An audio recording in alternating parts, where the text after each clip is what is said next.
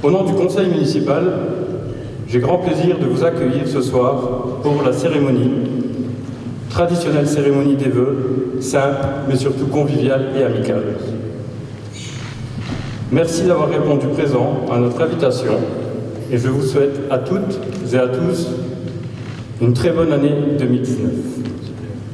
Pour l'année à venir, ayons l'espoir d'un monde plus solidaire, plus pacifique, l'espoir d'un monde plus juste. Jetons un œil dans le rétroviseur de l'année passée. Un peu de finances. Le budget 2018, voté par le conseil municipal, a été élaboré avec toujours la même volonté de maîtriser les dépenses de fonctionnement et d'autofinancer nos investissements. Objectif 2018, une dette en baisse et des taux maintenus. Le budget s'est alors équilibré sans augmentation de la fiscalité locale et aucun nouvel emprunt n'a été contracté. Nos investissements de l'année écoulée et nos travaux d'entretien ont donc été réalisés entièrement sur nos fonds libres et je vais vous en citer quelques-uns. L'aménagement de la rue de l'École à Aupont pour un montant de 335 000 €. Travaux de voirie, aménagement paysager, enfouissement des réseaux. Et soucieux des économies d'énergie, le conseil municipal a opté pour un éclairage public en LED. Un éclairage public LED, c'est à peu près 60% d'économie par rapport aux anciennes ampoules de sodium.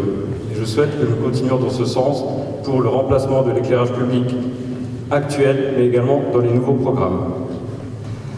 La remise en état et le remplacement des balustres de la mairie en pierre de Jaumont. La fin des travaux de peinture de l'intégralité de l'école du centre et la pose de nouveaux rideaux dans toutes les salles de classe réalisées par la société AD Habitat de Fontoy. La rénovation du centre socio-culturel, remise en peinture du dojo et de la cuisine, remplacement de quelques plaques du plafond. Tous ces travaux-là sont réalisés en régie par nos agents des services techniques et je tiens à les remercier et les féliciter ce soir.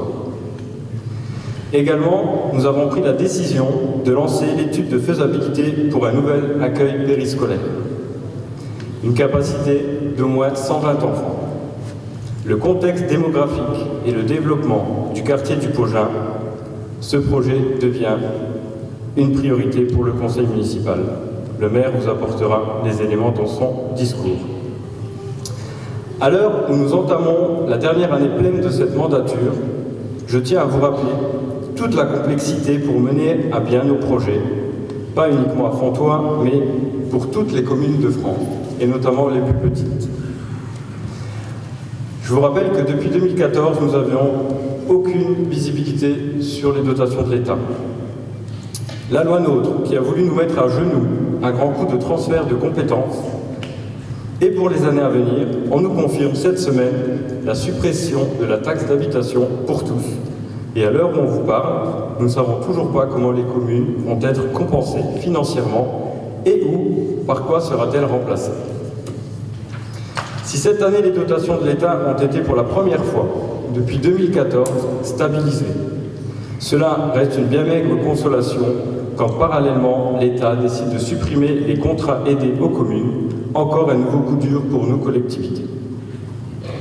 La décision de supprimer les contrats aidés a certes des conséquences financières, mais des conséquences bien plus graves qui sont surtout humaines. Financières, car il a bien fallu remplacer ces contrats aidés et embaucher de nouveaux CDD à taux plein pour, par exemple, je vais citer l'accueil périscolaire. C'est pas parce que l'État nous enlève les contrats aidés que le lendemain on a dit aux parents écoutez, on va devoir supprimer l'accueil périscolaire, on ne peut plus accueillir vos enfants. Donc cela vient directement impacter nos charges de personnel.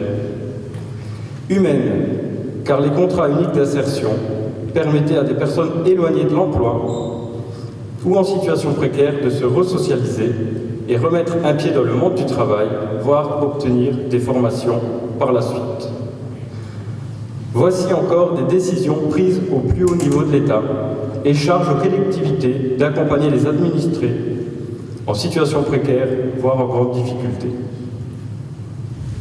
Heureusement, ou malheureusement, je ne sais pas, à Fontoy, nous pouvons compter sur l'engagement entier et sans faille de l'équipe de bénévoles d'Anne-Marie Paillet, adjointe au maire au social, vice-présidente du CCAS et responsable de l'antenne de la Croix-Rouge locale, Ce sont deux principaux acteurs de la politique de solidarité de la commune. Et parce qu'on en parle peu, on n'a pas non plus toutes les semaines des grandes pages dans le journal, j'ai décidé ce soir de vous énoncer quelques missions qu'il réalise tout au long de l'année. Le CCAS de la ville, c'est un budget de 64 000 € par an. La ville lui verse une subvention annuelle de 32 000 € pour assurer son fonctionnement. Il intervient dans le cadre du centre aéré auprès des familles à revenus modestes afin que chaque enfant puisse participer aux activités du centre aéré. Personne n'est laissé au bord de la route. Elle alloue également une allocation lors des fêtes de Noël et de Pâques. J'ai perdu mon fil. L'allocation de fête de Pâques et distribue également des bons alimentaires. Intervient également pour régler des factures quand les familles ne peuvent pas couvrir l'intégralité de ces dernières. En fin d'année, c'est également 300 colis qui sont distribués à nos aînés de 80 ans et plus. Un réel plaisir pour nous que de voir nos personnes âgées et aînées heureux d'avoir une visite aux périodes de Noël, car lors de ces périodes, ils sont souvent seuls. Je vais m'arrêter là, mais je pourrais vous en citer encore de nombreuses de ces actions menées. Et pour tout cela et tout ce que vous faites pour nos administrés, Anne-Marie, son équipe que j'ai vu nombreuses présentes, nous vous remercions. L'animation du village en 2018. Le calendrier des manifestations fut une fois de plus riche en événements et surtout riche en émotions. Émotion car l'année 2018 a été marquée par un événement majeur, le centenaire de la fin de la Première Guerre mondiale. 100 ans plus tard, la municipalité et les associations locales ont invité la population fénchoise, venue très nombreuse, à rendre hommage à l'ensemble des combattants et civils qui ont perdu leur vie lors de ce conflit. Pour l'événement, nous étions accompagnés d'une délégation italienne de Cermenate, venue célébrer également le 20e anniversaire de notre amitié franco-italienne. C'est un bus complet qui a traversé les Alpes pour partager avec nous ce moment de souvenir. Plusieurs véhicules militaires et les Fantassins de Lorraine, une association de passionnés venus d'Épinal, habillés en poilu, ont animé cette journée. Nous remercions à nouveau nos associations, leurs bénévoles, nos services techniques de la ville pour le travail accompli. Votre engagement et votre soutien apporté à l'organisation de la vie de notre commune est indispensable au bien vivre ensemble à Fontoy. Félicitations également à la jeunesse, au conseil municipal des jeunes, aux écoliers, aux professeurs, enseignants pour l'interprétation de la Marseillaise, de textes et de poèmes lors des manifestations patriotiques. Avant de conclure, je vous rappelle que la municipalité et l'association Famille Rurale organisent demain à 15 h au centre socio-culturel un concert de Nouvel An. Et nous accueillerons avec grand plaisir le grand orchestre symphonique communautaire du Peyo Val d'Alzette, environ une quarantaine de musiciens. Venez nombreux.